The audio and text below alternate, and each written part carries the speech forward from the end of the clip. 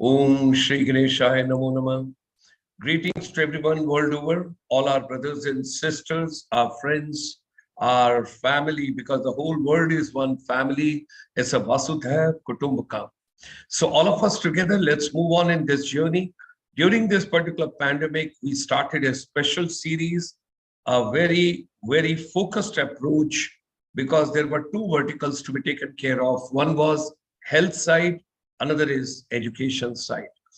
Doctors, nurses, paramedical people, they tried to save every life. Just imagine 25th of March 2020. So we all have come a long way. The second vertical, when we discussed with UNESCO, we came to know 1.65 billion children are away from schools, colleges, universities, institutions, and parents are worried, teachers are worried, education ecosystem is worried. And that is the time our chamber took a pledge. We decided we are going to support teachers and youth and of course parents, because it's a trio which has to be taken into consideration. Now parents, they have also realized that educators and their children, that means their sons and daughters and parents, together as a trio, they have to work if we want to yield desirable results. Now, post-pandemic, some of the challenges which have come in a very big way: mental wellness, physical wellness, environmental wellness, spiritual wellness, and of course, with that, a lot of people have lost their jobs as well. Economic wellness, that is also very needed.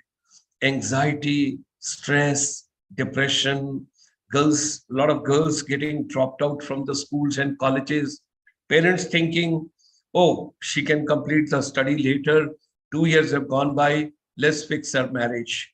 So a lot of challenges are coming. Okay. Earlier, father and mother, they both were working. Now, one of the family member, if they lost the job, it means less economic value addition in the family. So the first target, okay, fine, one of the child, let's drop out, work in the workshop or in the factory or in the company or somewhere, but take up a job. You need not to study. You can do correspondence, you can do others, and we can just take it on. Aim is to get the degree. Aim is to get degree. That is my concern. What is the purpose of education? Is it economic purpose, culture purpose, social purpose, or there is a personal purpose? Every child has a right to decide what education they want to undertake. It's very important. Every child should have that privilege. What subject they want to study, where they want to study. Okay, fine. You may have an excuse. They are immature, they cannot decide. Please have a heart. Today, children, they are so intelligent, they are so good. I'm with the younger generation, they are wonderful. What is the challenge? Challenge in the entire system is coming. Now, let's take the whole global system when we talk about Vasudha Kutumbakam. Our challenge is, earlier in the 19th century, and when we see it belonged to Europe, 20th century belonged to States, 21st century belongs to Asia. However, Professor Jagdish N. Sheth, the living legend on this planet in United States, he says, first 50 years are of Asia, and the next 50 years, that means 2050 onwards, what is your guess? It would belong to Africa. World over, the population will keep declining except Africa. African continent population will increase. So what has happened now? Let's move ahead. Education was earlier only teacher-centric.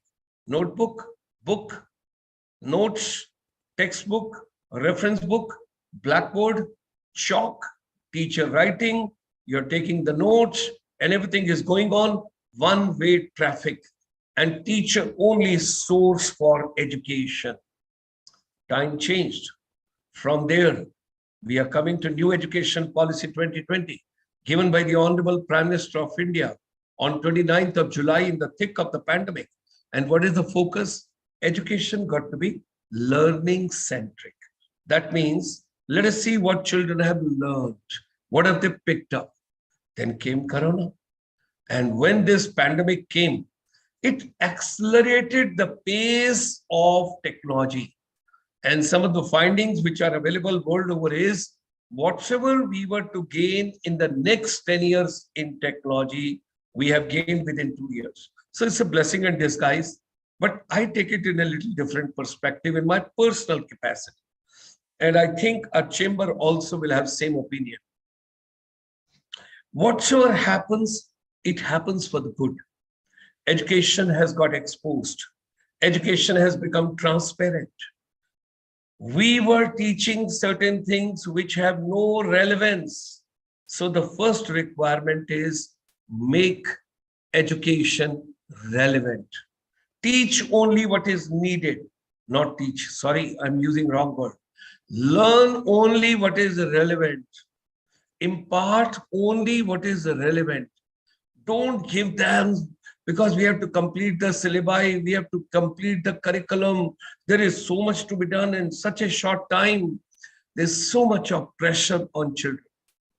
And who introduced the examination system, the present pattern? I think it needs an overhaul. It needs a complete change. The assessment process should be altogether different. It should be project-based. It should be case study-based. It should be relevant to my life. From the time I get up in the morning until I go to sleep, whatsoever I'm doing during the day.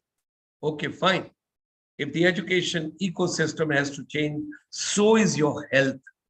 Because what will you do with education, quality education, futuristic education, skill-based education, competency-based education, capabilities-based education?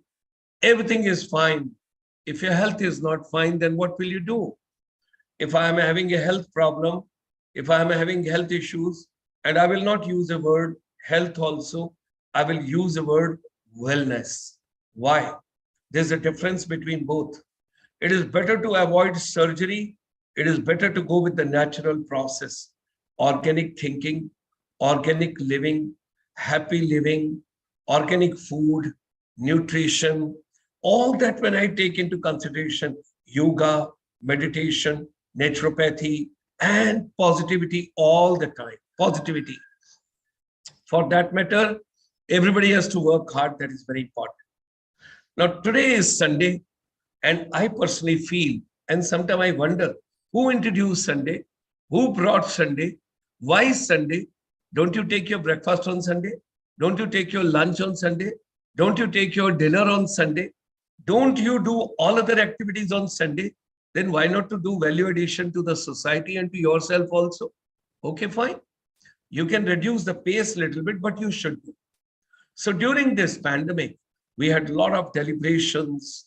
And during these deliberations, a lot of new ideas have emerged.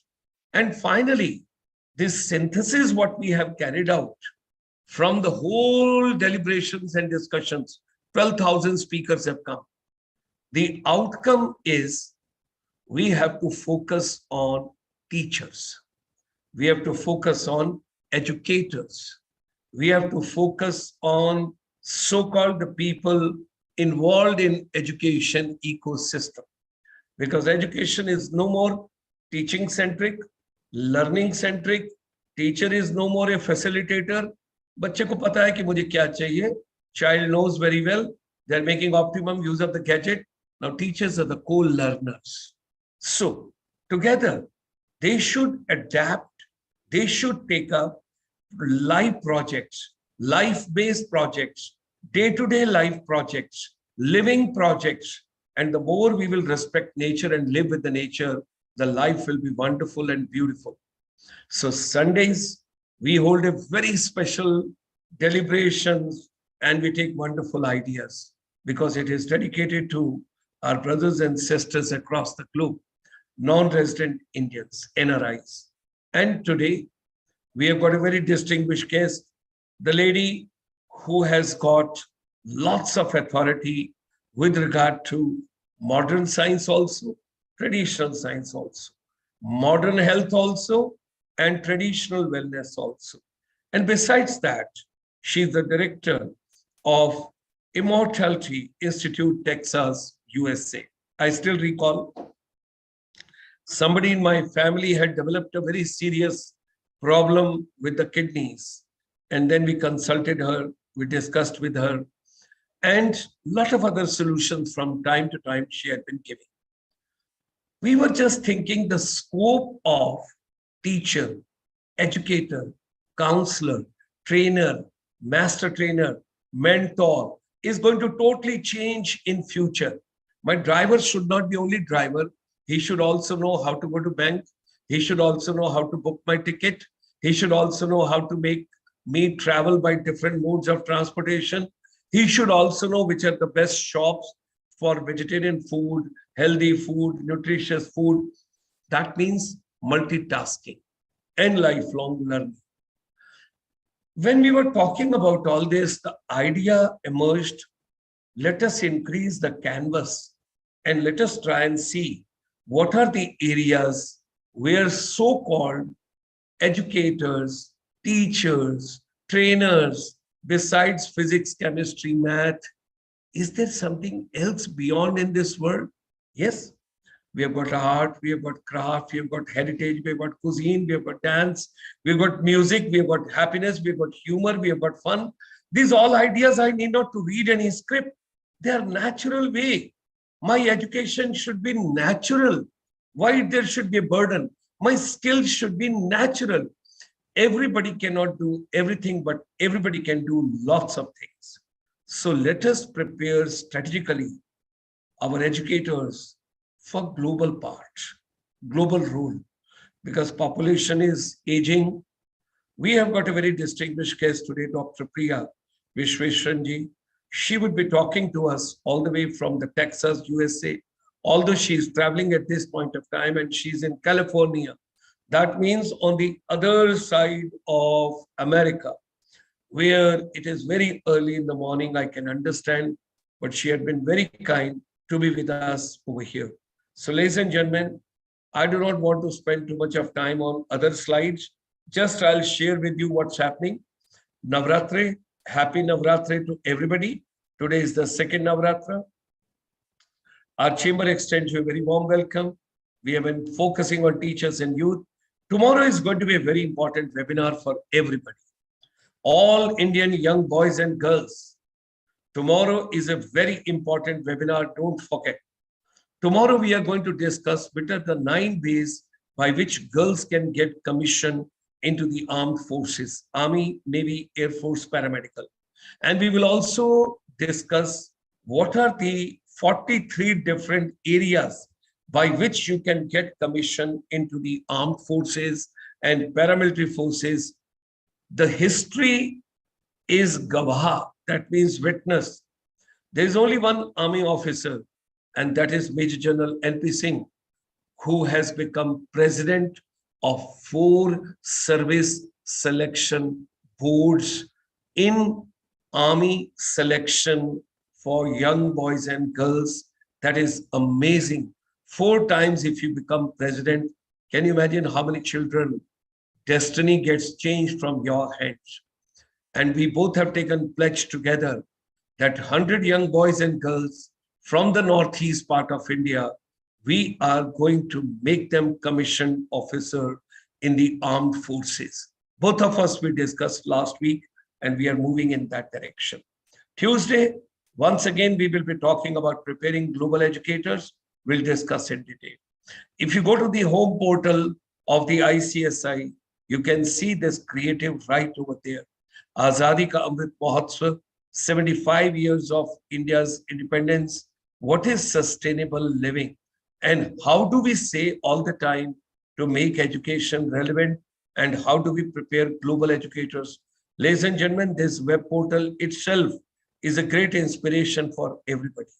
So, I'm going to Napoleon Hill. Long time back, he told, whatever your mind can conceive and believe, it can achieve. We are going to achieve. We have completed 1,523 webinars, and we are moving ahead non-stop. ICSI is preparing global, national, educators, that includes teachers and also startups. We need a lot of edtech platforms. We need a lot of apps. Do you know there are more than 5 lakh apps available at present? Well, we will talk about wellness also in detail. This is something very interesting which I discussed with Dr. Priya ma'am, that we don't need only subject knowledge for children. We got to go beyond that. And teachers, you need not to teach only one particular subject.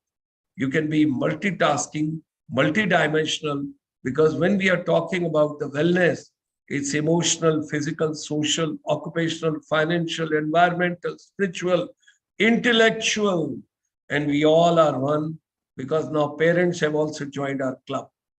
So join me in extending a very warm welcome this morning, this afternoon, this evening, Dr. Priya Vishweshwaran ji. Thank you very much, ma'am. Hearty welcome. Pleasure to have you with us. You can unmute your mic. And now all yours, ma'am.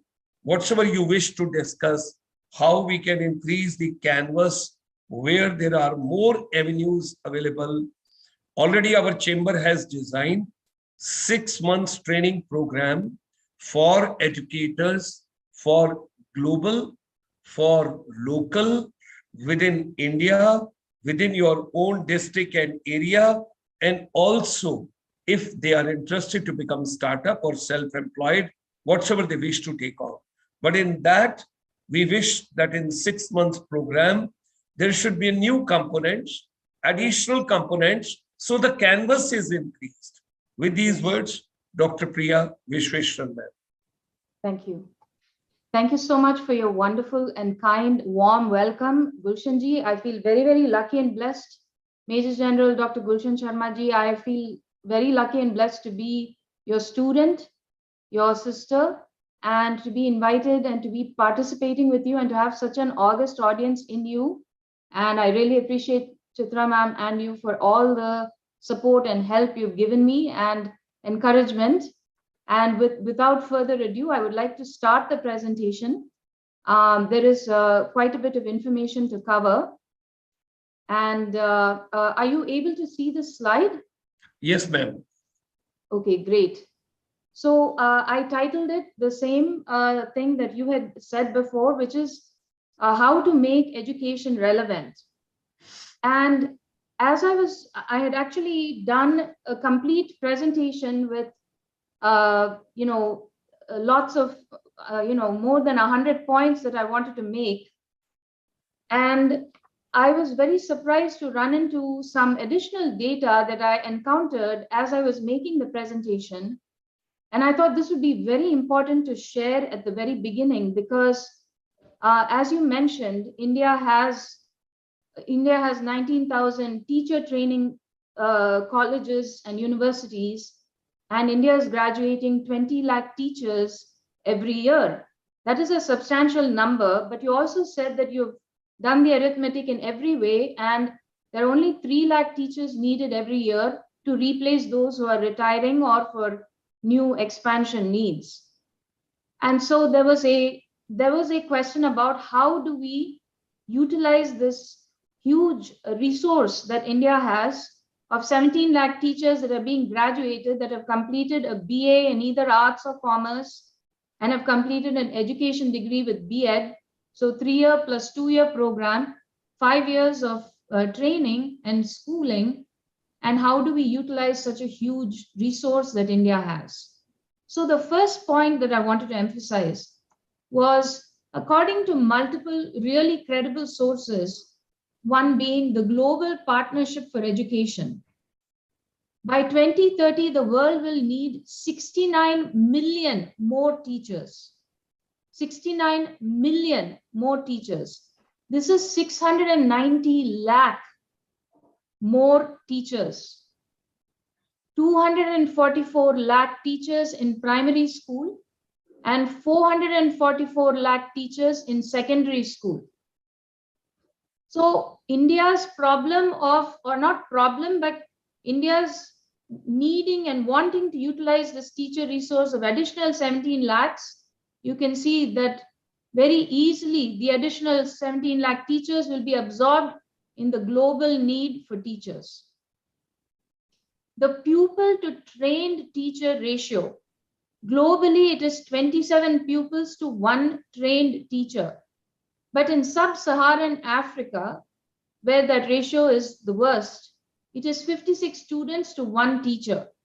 And in the European Union, where it is more close to what the acceptable norms are for a teacher to be able to effectively communicate and educate, it is 17:1, 17 pupils to 1 trained teacher. So of the 24.4 primary school teachers who are needed for universal primary education, 21 million of them will be replacing retiring teachers, and 3.5 million more will be needed so that we can achieve that ratio of no more than 40 children per trained teacher. That is, we want to bring this ratio that is in sub-Saharan Africa of 56:1 to 40:1. I will just share one little funny story here. When I was a child and in 1st grade to 4th grade, I went to a convent in Madras, and I won't name the convent, but there were 60 students in each class, and there were 3 sections, and there was 1 teacher for 60 students. So this being the ratio in only sub-Saharan Africa, I don't know what the ratios are in India. They don't have that data. Then by 2025, they are projecting that sub-Saharan Africa will need another 115 lakh teachers.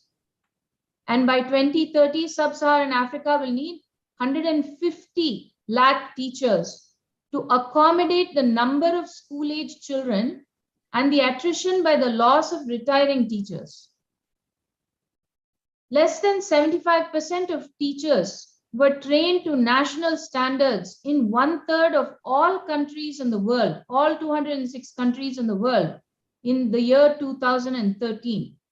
This number has only gotten worse because the population has increased and the teacher training has not kept up with the increase in the population in the last 10 years.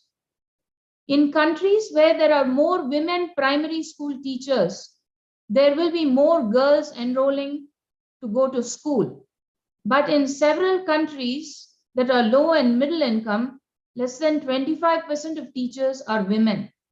These are all very important things because they are sharing with us which countries are succeeding and what the countries that are not yet there, what the snapshot of their country's education system and their teacher resources looks like. So I'll move on to the next slide. And we want to talk about learning and literacy. What is literacy? Literacy is the ability to read and write. And to be more precise, here in the United States, they say literacy or all materials that they create are created to a 5th grade equivalent. So the ability to read at a functional adult level or a 5th grade student after obtaining an education is what they consider literacy here. Global youth literacy, they're saying, is 91%. So maybe if the children went, that is 91% of children have gone up to 5th grade and they're able to read and write their name and read and write some basic things at 5th grade, 5th standard level. So 9%, that is 102 million youth, actually lack basic literacy skills. That is serious, significant. If you put that ratio of 40:1 to the 102 million, imagine the number of jobs, teaching jobs, just to get these 102 million children into a literacy level of education. 91% of primary school age children in low income countries or LICs will not achieve minimum proficiency levels in reading.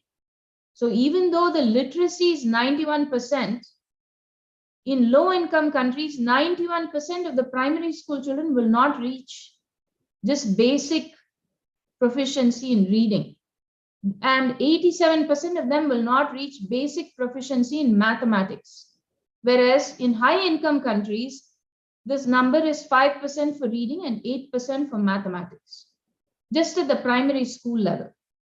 At the secondary school level, 93% in low-income countries will not achieve minimum proficiency in reading versus 27% in high-income countries. So 1 in 4 children in low-income countries and middle-income countries are actually illiterate. That means they cannot read and write at a basic level. They can't read their name, they can't sign their name. And of all of these children, this is a lot of children, 2/3 of them are women.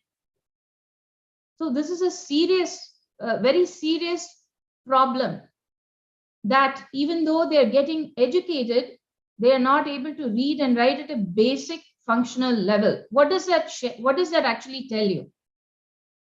That tells me that the teachers have not been trained to the level where, even though they may be teaching 5th standard syllabus and curriculum, the children are not able to read and write. So they're not able to get all the children that have passed 5th standard to read and write at the 5th standard level. So it's a teacher problem too. This is the current situation globally. I'm not talking about India at all whatsoever. In fact, these numbers are not, I don't think they have access to the data from India.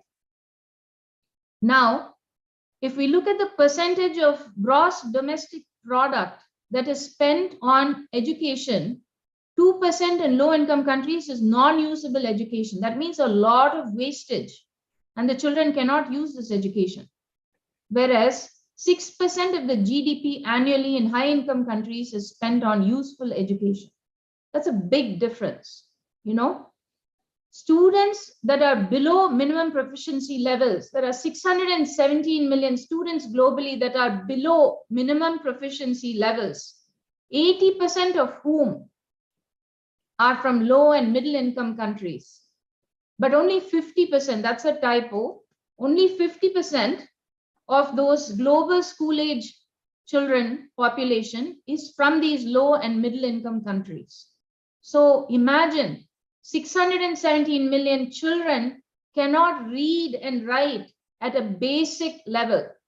Okay, that is, they have literacy, but they cannot read at a basic level. Okay, they're below the minimum proficiency level for reading. If we look at 10-year-old children, okay, 53% of 10-year-old children, that means more than half of 10-year-old children in low income and middle income countries cannot read and understand a short age appropriate text. Imagine the tragedy of that. Okay, 92 literate women for every 100 literate men. So big difference in how many women have the ability to read and write compared to men. And in lower income countries, it is horrible. The ratio is very, very skewed. Only 77 women are literate for every 100 men who are literate. Globally, 68% or 262 million of the 387 million who are in school and will reach 6th grade but not achieve minimum proficiency reading. And 60% or 137 million of adolescents who are in secondary school, they are not learning either. So what this is telling us is, even though they are going to school, even though they are attending school, for some reason, they are not accomplishing the literacy and they are not accomplishing the minimum basic reading skill level, minimum proficiency level for reading. These are life skills, okay? Countries' gross domestic product has been shown to be directly related to the educational level of the citizens. So the higher the educational level of the citizens, the more productive and the wealthier the country can be. So this has been shown economically by many papers that have been published, and I can quote some of them to you. Let's look at gender inequality in education. There is an unbelievable price that we are paying for gender inequality in education. One additional year of school can increase a young woman's income by 10 to 20%. Just let's say she drops out. I'll give you a personal example, okay? My own mother-in-law, who passed away 2 years ago at the age of 90, her father stopped her education at 6th grade. He said, "You're a woman, what do you need to study beyond 6th grade?" And he got her married off to my father-in-law, who was only educated to 10th grade. And not only did she feel, ill-equipped to deal with the world, she felt inferior. It really bothered her tremendously. And, there was no need to cut off her education at 6th grade. If she had studied one more year, she could have gone to a job and made, some money.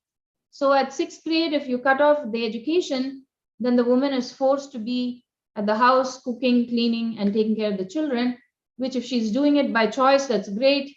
And most women choose to do that because we want families, we want children, we want to take care of our husbands. Most of us are like that. But if by cutting off the education, you're not giving the choice to the woman, you're taking it away from her hands. But the consequences of cutting off a woman's education are a lot worse than just that. Each year of secondary education that the woman receives reduces the risk of child marriage before the age of 18 by 5% or more. If there would be universal secondary education, that is, if all girls and boys got secondary education, that will end child marriage. If all girls receive 12 years of schooling, that is up to 12th standard, the human capital wealth globally will increase by 15 to 30 trillion US dollars. This is an unbelievable amount of wealth that will be created just by giving the girl child the education up to 12th standard, by just that. So in my humble opinion, if I wanted to submit to, right now, India's GDP is about 5.6 trillion US dollars per year. If 500 million or 0.75 billion of Indian girls got educated, why just girls, boys too? But if the girls got educated, that would add 15 to 30 trillion US dollars to India's GDP. Just that one thing executed perfectly from beginning to end. Okay. When we educate our girls, we avert more than 30 million deaths of children under 5 years of age, and more than 100 million deaths are averted of adults above 15 up to 60 years of age. Women with primary education earn 14 to 19% more. Women with secondary education earn double, and women with tertiary education earn triple of those without education. About 60 million girls, this is very tragic, are sexually assaulted on their way to school every year. About 1 in 3 girls of adolescent age group in the poorest households has not even set foot in a classroom. And there are terrible consequences of this. I have this on another slide, and when I show you that slide, you will see what the horrible consequences are of depriving a girl child of education to society, to the country, to the gross domestic product, and the creation of human capital wealth. There are terrible consequences to that. When we talk about crisis and fragility, how the most vulnerable are deeply affected by war, pandemic, food and water shortages like famine and drought and poverty. Okay, children in fragile and conflict affected countries are doubly as likely to be out of school, and adolescents are 2/3 more likely to be out of school. Why is that?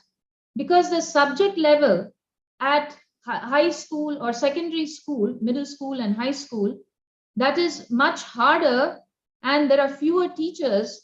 And if these children from conflict areas are refugees in another country, the resources for their children will get strained, and these children don't have the help they need to get through middle and high school. Each year of secondary education, actually, these are the statistics for how education prevents conflict and crisis. Actually, this is also the other side of it. Each year of secondary education reduces the risk of war and conflict in a country by 20%. So if India has 70 million high school children, let us say they all did 1 year of college, or let's say all Indian high school children completed 12th grade, the risk of India going to war is reduced by 20%. 92% of the world's school-age refugees are in developing regions. If 10% more children go to secondary school than currently they are going, the risk of war in that country goes down by 3%. There are 128 million children out of school in crisis-affected countries, of whom 67 million are girl children. In the last 5 years, funding requests from UNICEF, World Bank, UNESCO for war-torn areas has increased by more than 20%. This was before the Ukraine conflict. In the last 5 years, in 40 different countries, there were at least 5 separate attacks on their entire education system. For example, if you take the Taliban shutting down all schools and not allowing girls to go to school in Afghanistan after the Americans withdrew at the request of Mr. Vladimir Putin. When Taliban took over, they shut down all the schools and they threw all the girls out of school. That is an attack on the entire education system. Each one is an attack. Half of all refugee children remain out of school. Only 68% go to primary school and only 34% go to secondary school. Why am I sharing this? This is the population that needs to be served. And an entity like Global Partners in Education will pay these teachers, our teachers, to either conduct tele-education or go to these areas where the refugees are, not to the crisis area, but to where the refugees went. For example, Ukrainian refugees have gone to Poland. Poland definitely has a need for teachers right now. Ukrainian refugees have gone to Romania. They've gone to Moldova. They've gone to some other countries in that area. All these countries need teachers because they cannot accommodate, and this teaching can be done online too. So India has some United Nations Development Program goals. The number 4 goal has to do with education. And before I go to this, I just wanted to mention that there are about 92 countries that are in crisis and fragility state right now, that are in a fragile and crisis-ridden state right now. And Ukraine has just been added to that list. And believe it or not, India is also on that list. India is also on that list. Okay, so if I were to name these 92 countries, it would be Afghanistan, Albania, Bangladesh, Benin, Bhutan, Burkina Faso, Burundi. A lot of countries in Africa are on this list. Many countries in South Asia, that is India, Pakistan, Bangladesh, Sri Lanka, are on this list. And then you have Southeast Asia like Cambodia and some other countries there. Okay, Nepal also is there. And then Nigeria is there, you know, and some of these island countries. And then one of the Soviet republics, Tajikistan, is on this list. Uzbekistan is also on this list. And then Armenia, which is a European country, is on this list.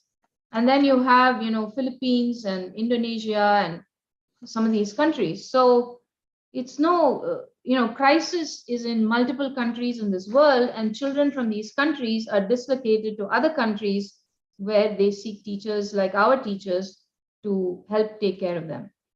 One of the big crises we had, of course, the last 2 years, the pandemic. 40% of countries train their teachers in remote learning techniques, and the squeezed budget, because now the money was diverted to healthcare and personal protective equipment and, you know, life insurance policies for doctors and nurses. It impacted education more severely in the low-income countries, as you might imagine.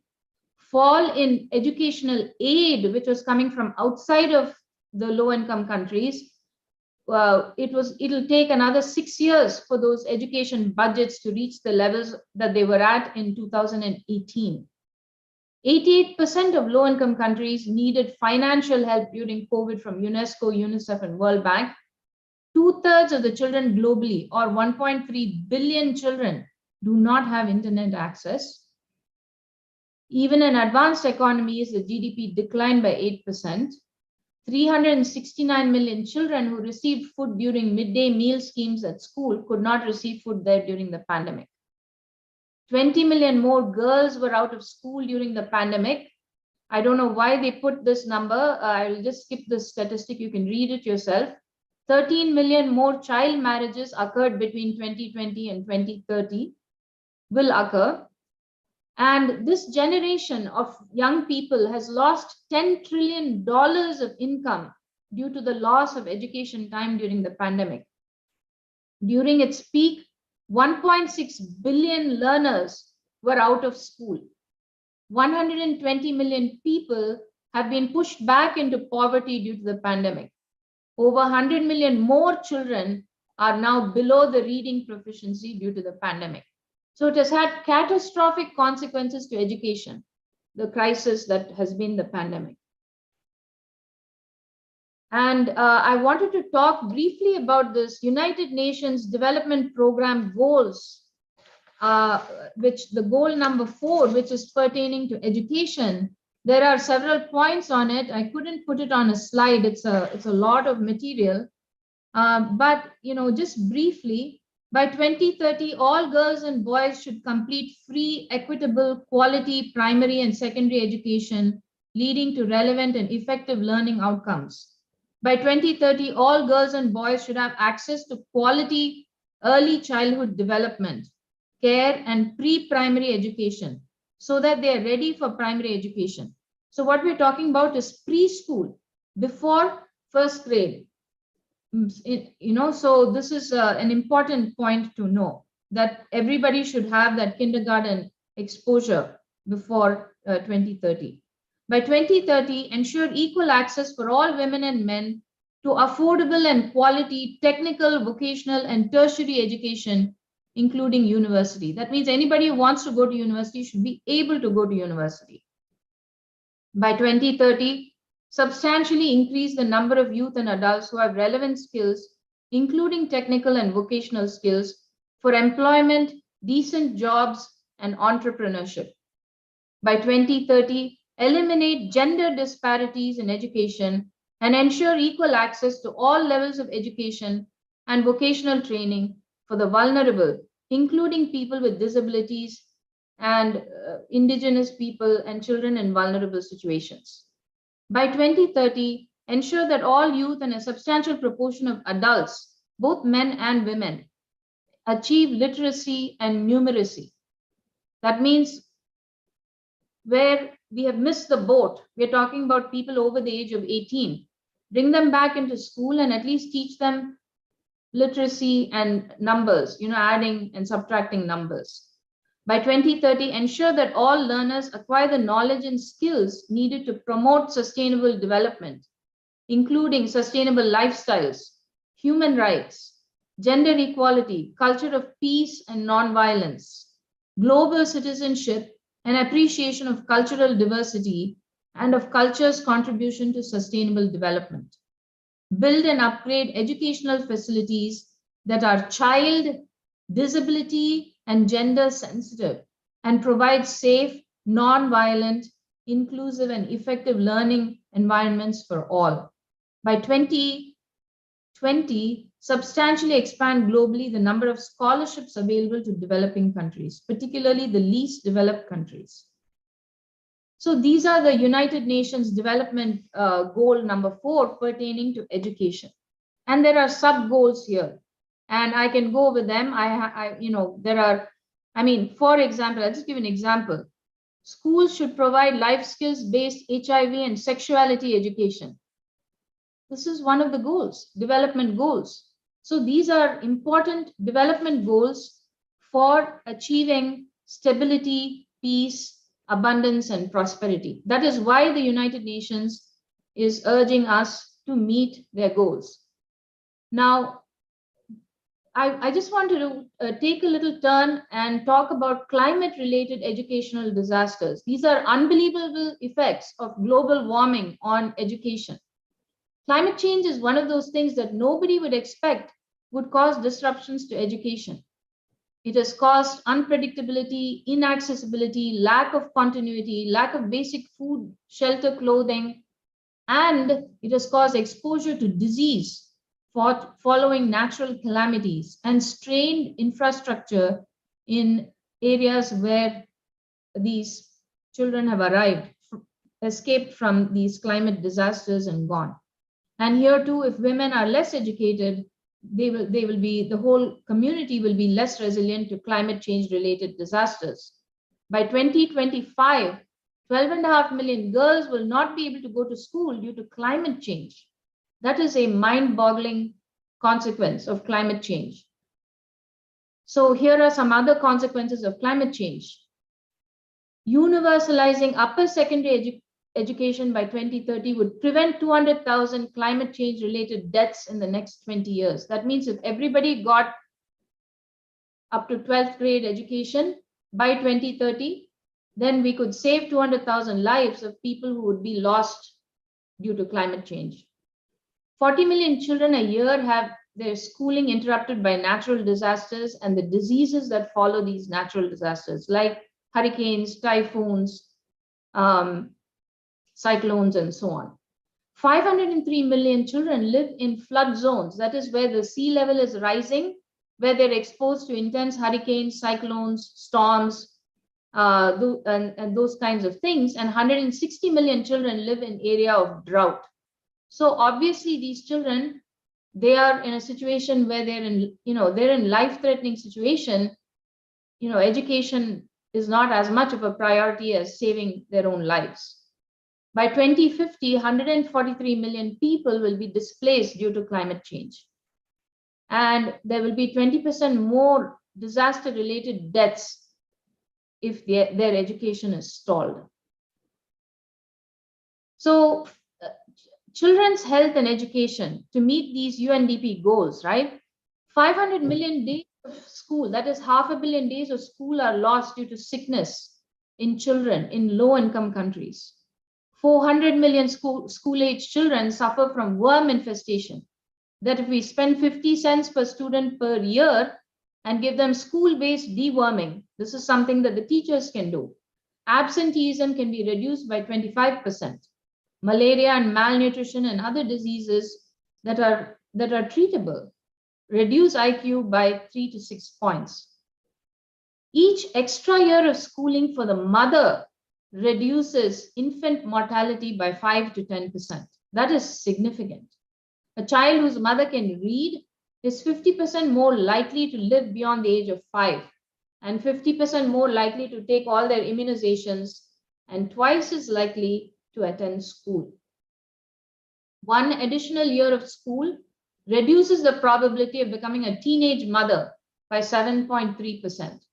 If all mothers completed primary education, that means if everybody went up to 6th grade, maternal deaths would be reduced by 2/3, saving 189,000 lives. So just to round this up, I just want to say that the teacher of the future will have a lot of challenges. These are the challenges that I never thought I would find when I went looking for them, but I found these, and there are many more challenges. And I could talk about funding that is available for the education of teachers, funding that's available for schools, that it's not keeping up with the need that is growing very rapidly and exponentially. I can talk about how quickly subject matter is changing and how difficult it is for teachers to keep up with the very exponentially rapidly changing subject matter. That is all in the UNICEF white papers that I have, and I can share that with you on the next meeting that we have. But I want to talk about some opportunities for the teacher of the future. And if they took neuro-coaching training, yes, they can themselves become resilient and they can help the children in their class deal with post-traumatic stress disorder and help them acquire and strengthen their resilience. I'm going to talk about some 3 things that are distinguishing features of Indian teachers that can make them skyrocket into the stratosphere anywhere in the world, including in India, because they have 3 very clear distinguishing features from everybody else. They can take cellular health coach training. These are all 3-month courses that when they attend weekly the classes, then they graduate with this designation, and they can not only practice the user's manual, the correct way to treat the human body, they can also teach this user's manual for the human body to their school children or to other adults as a coach. Then there is an aging reversal coaching that I can share with them that will help prevent aging and reverse it in older and aging populations in countries with aging populations. Then there is something called a functional medicine coach that they can do, where they study all aspects of health and correct any missing things. And then there is a metabolic and diet coach, where they learn and prescribe the nutrition and exercise for chronically ill people who have diabetes, heart disease, and kidney failure. So thank you very much. I really appreciate the opportunity to speak with you about the challenges and the opportunities for the teachers of the future. And I wanted to go back and share with you again the most important thing. The world will need 690 lakh more teachers by 2030. And presently, there is a crying need for teachers that are well educated, that have met the regulatory requirements for practicing as teachers professionally. It just doesn't exist in low-income countries. And there are organizations like Global Partners in Education that are funding these 92 countries, but India has not contacted them or asked for help. And there's another institution as well that is being run by Gordon Brown, the former Prime Minister of the United Kingdom. And again, Dr. Amartya Sen and Dr. Anant Agarwal are on the board of that institution, but there are lots of other people as well. And I believe that's called educationprogress.org. And that institution as well is willing to help. I have a lot more fascinating information about the teaching profession and how this invaluable resource, this pure gold that we have in India of this wealth of teachers, can be used in India itself or abroad as full-time employees or as tele-education and or as business owners where they do coaching. I want to talk about the differences between teachers and coaches. I want to talk about what was the difference between the Gurukula and the current day educational system. This is important to understand why some of the things are not working today. And so yes, thank you very much, Gulshanji, for the opportunity. There is a ton more information I want to share, but I want to save it for our next talk, if I may, please. Thank you. Thank you very much. Thank you very much, sister. It was wonderful to have you today. And you have done the ice breaking today. And we would like to get into the details of these 5 verticals which we had shown today. Absolutely. If you close your presentation, then we can just come straight in the front screen, Yes, thank you very much. So what you have basically taken up today, and where basically we were sharing, let me share the slide once again with the entire universe so they all know. These were the 5 verticals which basically, in addition to normal teaching, teachers, those are going to have a specialized program, and they can work in India, they can work overseas, they can become their own startups, they can become self-employed. So the neuro coaching, the cellular health coach, the functional medicine coach, reverse aging coach, and dietary metabolic coach. So these we wish to take with you in detail in the next session. Absolutely. Depending on your convenience, you wish to continue next Sunday, or you would like to have subsequent Sunday, it's all yours. All choice is yours. I would love to continue next Sunday. I already have my talk ready. So wonderful, wonderful. Yeah. So I also have and I've also shared it with the other people who are working with me to make this possible for India and for the digital university.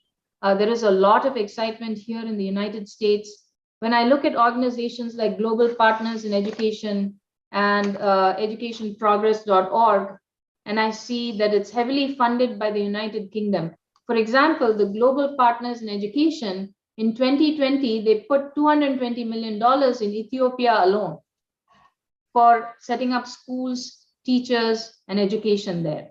So if we stay away from engaging with these organizations, for example, this Global Partners of Education or this educationprogress.org, which is run by Gordon Brown, who was the former Prime Minister of the United Kingdom, these people are raising the educational standards of countries in Africa, like Ethiopia, like Tanzania, and they're putting in millions of dollars to raise the educational standards. I would not be surprised if within the next 5 years, a country like Ethiopia that has declared that they will become a newly industrialized nation, I think either by 2025 or 2030, if these countries beat us in some of the basic parameters. So that is why I think that, number one, we need to start engaging with organizations like this. They don't have any, they're saying India is eligible, but they've not given any grants to India, this company, this entity, Global Partners in Education. Educationprogress.org has those famous Indians on their board of directors, but I haven't seen where they have helped India particularly. The examples that they've given on their website are of other countries. And so what I can see is that there is a great need to engage with these organizations, find out how they're raising the standards, apply to them for grant money, or tell them we can bring teachers, we can donate our teachers and their expertise by tele-education, and you create the classrooms for these refugee children, you create the classrooms in sub-Saharan Africa, and they will either come or conduct these subjects by tele-education. And so a lot of countries that are contributing to these organizations that are donating, I think United Kingdom is the biggest donor, and then Saudi Arabia and United Arab Emirates have given $680 million to this Global Partners in Education as charitable donation. So their budget in the last 20 years, they started with a very small amount. Now their budget is almost $3 billion. And they have this available to pay teachers. They have this available to pay organizations that are working. Even in India, they will pay to set up schools and to employ teachers. And they will pay to employ Indian teachers in any of these countries that are in dire need of teachers. And that also gives us an opportunity to study their syllabus, curriculum, and what they're doing to raise the level of the African countries so that we can exceed that or at least keep up with that and we're not falling behind. Without engagement, we will find ourselves suddenly fallen behind. And that's another point I wanted to make. And then another point also that, you had mentioned that the Honorable Prime Minister, Shri Narendra Modi ji, had asked for, learning-based education rather than curriculum-based education, how much the student learns. Here in the United States, a new model has come up, and it is just in the last 10 or 15 years. And I want to share all that with you next week because it's a fascinating model, and how that applies to the teachers in India, how it applies to these 5 courses that we will train them in, and how they can mix and match, and how they will start serving totally different populations of people. And they want to continue to be their teachers. They can be teachers, they can be coaches in the evening. Money will never be a problem, job will never be a problem, and they will be revered and worshipped for their imparting education. So thank you very much, Gulshanji. I'm looking forward to sharing. Thank you. Look forward to having you with us next Sunday at 8 p.m. Indian Standard Time. So ladies and gentlemen, be ready with your views, be ready with your valuable inputs, and we all meet next Sunday.